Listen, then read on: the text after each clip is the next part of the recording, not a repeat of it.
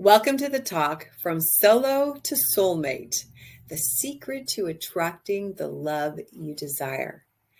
I want to start off with a couple questions because we're talking about love here, love and dating, men and relationships. Have you been single a while? How are you feeling being single? Are people judging you? Why are you still single? Are you frustrated because you seem to be in that wash, rinse, repeat cycle of attracting the same guy you're not attracted to, or he's a dud, or he's toxic? Same face, different place, right? Or maybe you feel like you're stuck in a never-ending scenario of the show The Bachelor and you're the only contestant. Well, those things get old, don't they? I know, I can relate because I was once in that place myself. I had a broken man picker. And so I married Mr. Wrong the first time around. That did not work out well. And however, because I decided to embark on a journey of inner transformation, which I'm going to go over in just a moment, that was life transforming. So what could have been the worst thing in my life, and at that time it was the worst thing in my life that was happening, being in a toxic marriage, has been the greatest stepping stone. So I want to encourage you that today you're going to get some keys that are going to help propel you to that next stepping stone. So I'm Joanna Herabedian, the Soulmate Strategist, and I'm going to tell you how I got that title. I authored a book called 7 Mistakes Women Make That Repel Good Men and How to Reverse Them. And I made every mistake in that book. This is why I was an expert. In fact, I jokingly say that I graduated from the University of ouch, that hurt, now what? So I don't know if any of this is resonating with you. If it is, keep watching because we're going to have a great time today. Maybe you haven't graduated from that university of ouch, that hurt, now what? But you're looking for love. You're looking for that soulmate. You're looking for that life partner to have a wonderful marriage with. So here's the question. Did I find my knight in shining armor? Did I end up attracting, meeting, and keeping Mr. Right? Yes, I did. His name is Dr. David Herabedian, and we've been married for 10 years, and we've had an amazing marriage. And I'm going to tell you why. Because I was complete in who I was created to be as a woman. And he had done his work to be complete as a man. And I'm going to address today a couple key things, key principles that I think are really going to be helpful for you. You see, as we embark on this journey of inner transformation to become the best version of ourselves so that we can attract our soulmate, we can open up the world of infinite possibilities, because maybe you're feeling stuck right now in your job. Maybe you're feeling stuck in relationships or stuck in your finances or stuck in whatever that situation is. Well, I'm here to encourage you. There's a way to get out. And that key is you. The first step to anything in life, in my opinion, is creating awareness. You see, if we're not aware of what's going on the inside, or aware of patterns and mindsets and things that we're operating in that aren't giving us the results that we desire, then we can't make changes. So awareness is number one key. And that's my goal today, is to help create awareness for you. Awareness in your thought patterns, awareness in what's you're experiencing, your feelings, awareness of what's emanating out of your heart to attract or repel people or whatever the situation is. And if I could do it, you can too. And so I'm being vulnerable with you right now, sharing the past mistakes that I made. My man picker was broken. I kept repelling the good guys and attracting the ones I didn't want. I made every mistake under the sun. But the key is I learned.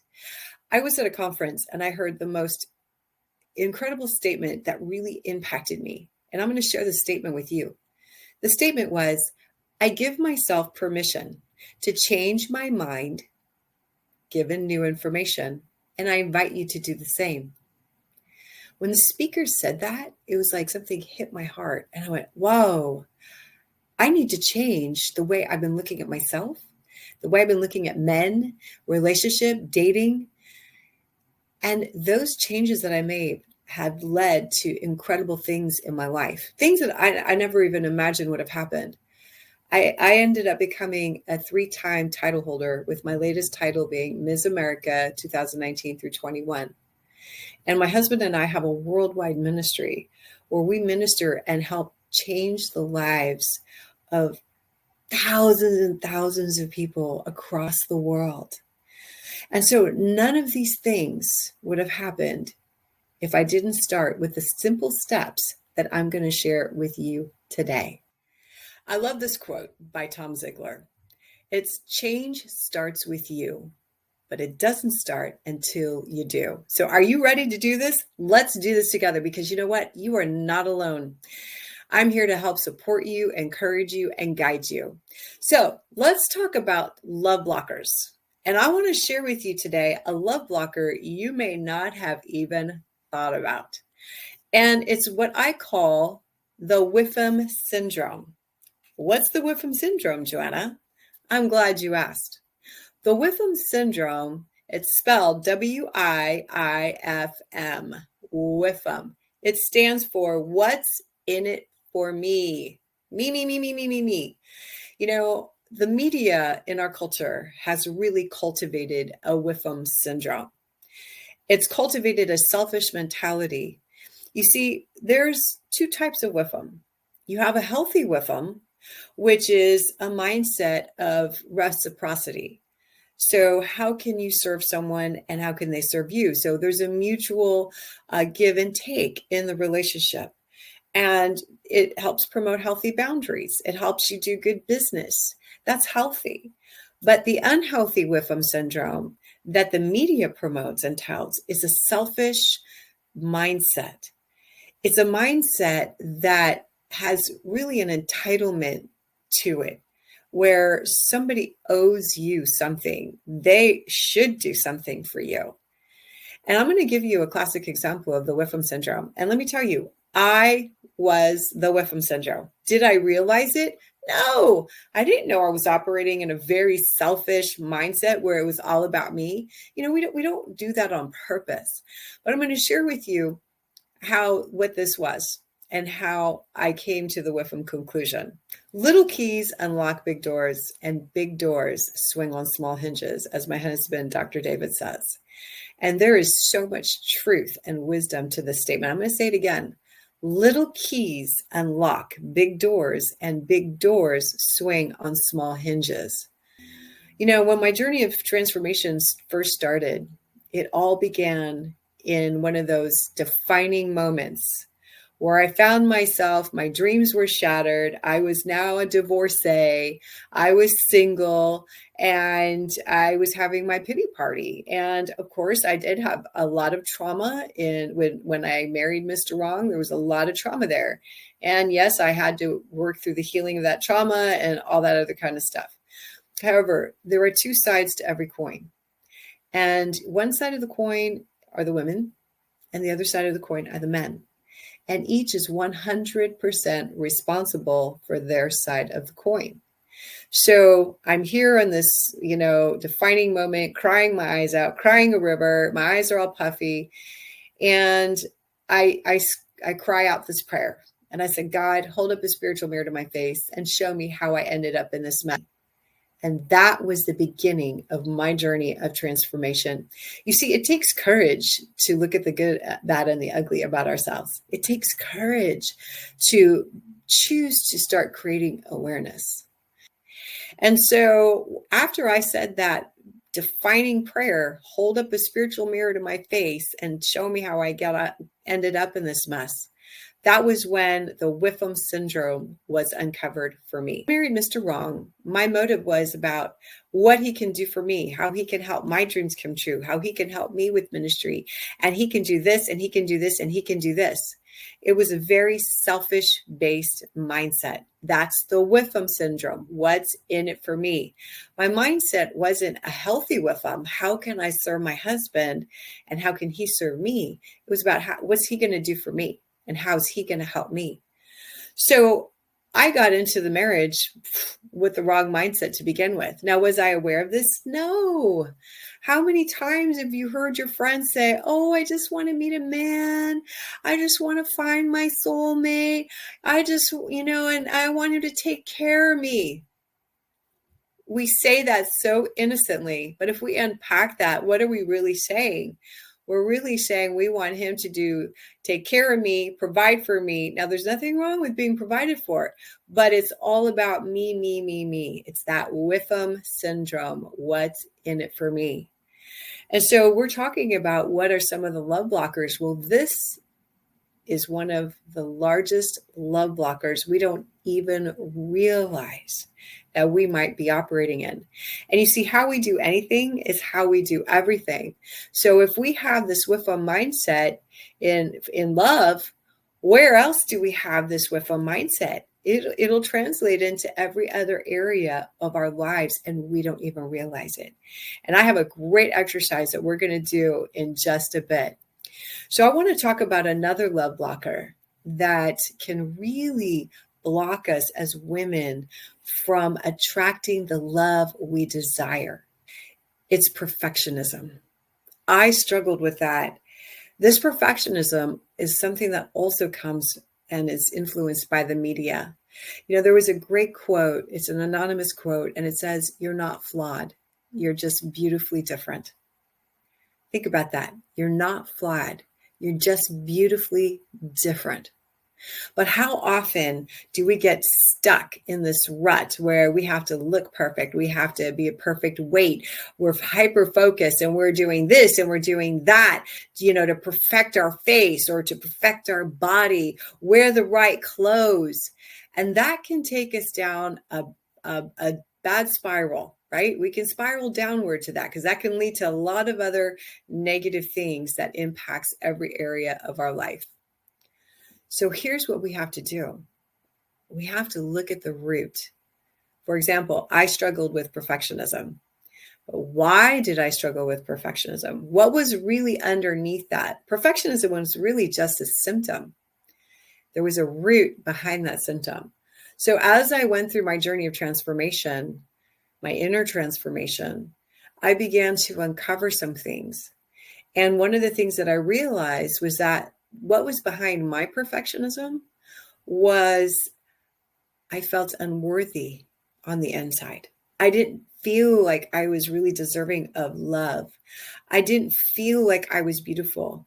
I kept hearing the old negative, mean words of my ex-husband, Mr. Wrong. And so I didn't have freedom from those things yet. And so that was part of what was underneath the protection mechanism. Now, the other thing that was underneath the protection mechanism, the perfectionism for me, was a fear of getting hurt again. So I would make myself focus. I would focus on my looks. I would focus on my clothes and, did I look perfect? And that was also a way of escape. So it was a way to avoid actually meeting a guy who would really love me and accept me because I had a fear of being hurt, rejected, and traumatized again because I didn't have the healing. Is this resonating with you? So let me ask you this. What is your symptom? Is it perfectionism?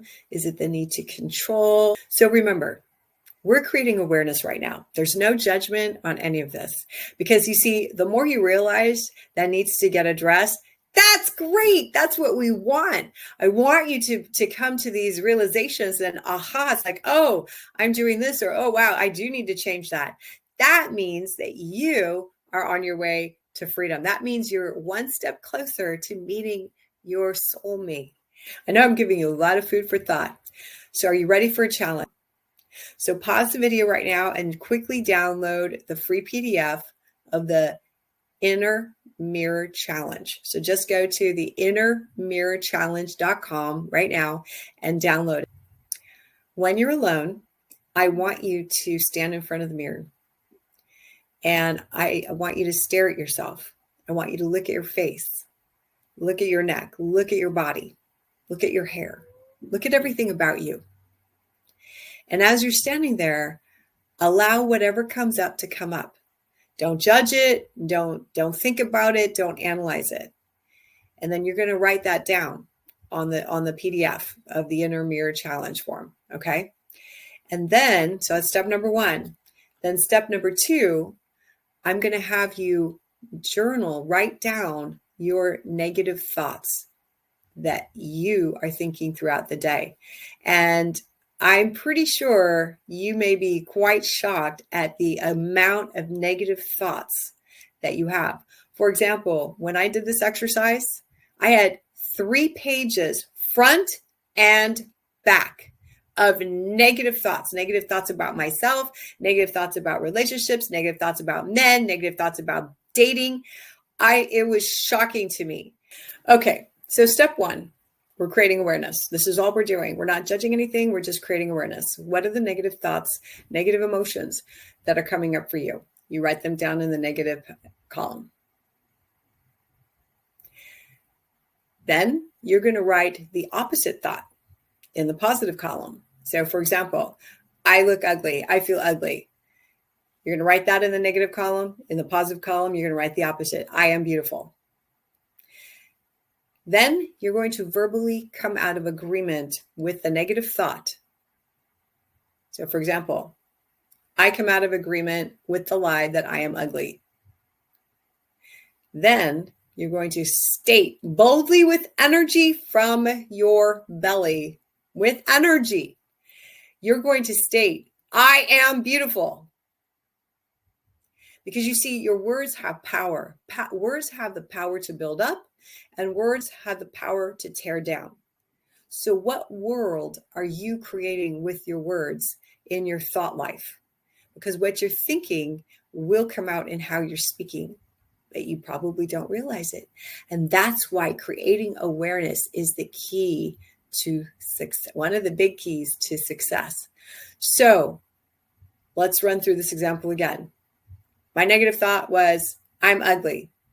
I wrote it down, wrote down the positive thought. I am beautiful. Now I'm going to come out of agreement with feeling ugly about myself, and I'm going to come into agreement, because there's power in agreement, with I am beautiful. And so I'm going to say it just like this. I come out of agreement with the lie that I am ugly. I come into agreement with the truth that I am beautiful. So you see that? I am beautiful. That energy stirs up a frequency in my body. And so, like I said, words have power. So it's time now to start building yourself back up. If you've been tearing yourself down, now it's time to build yourself back up. And this is how you can break the negative cycle in your mind, of your mindset of negative thoughts about yourself. Let me give you another example. All the good guys are taken. I fell into that trap. That's what I thought. I was single for so long. I was single for almost 2 decades that I thought all the good guys were taken. So when I realized that that's what I was saying, and that's what I was declaring, and that's what I was prophesying, essentially, I stopped. And so I changed it.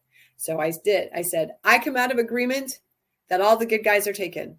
And I declare that the man of my dreams, my soulmate, is waiting for me. He can't wait to marry me. He can't wait to meet me. He's going to love me the way no one's loved me. And I started declaring that every day. And guess what? That's exactly what I got, and a whole lot more. But that's a whole other subject. So I want to conclude with this. So your inner journey of transformation starts with you, and how you start creating your inner world and shaping your inner world. And as you start coming into awareness of the things that need to change, that things that do need to shift, then you can make the changes to do it. If I could do it, you can do it. If you pick up my book, 7 Mistakes Women Make That Repel Good Men and How to Reverse Them, I go into great detail, step by step. And I have amazing testimonials from my ladies that I've coached that have read my book and what happened for them as they started applying these principles. Because guess what? You are beautiful inside and out.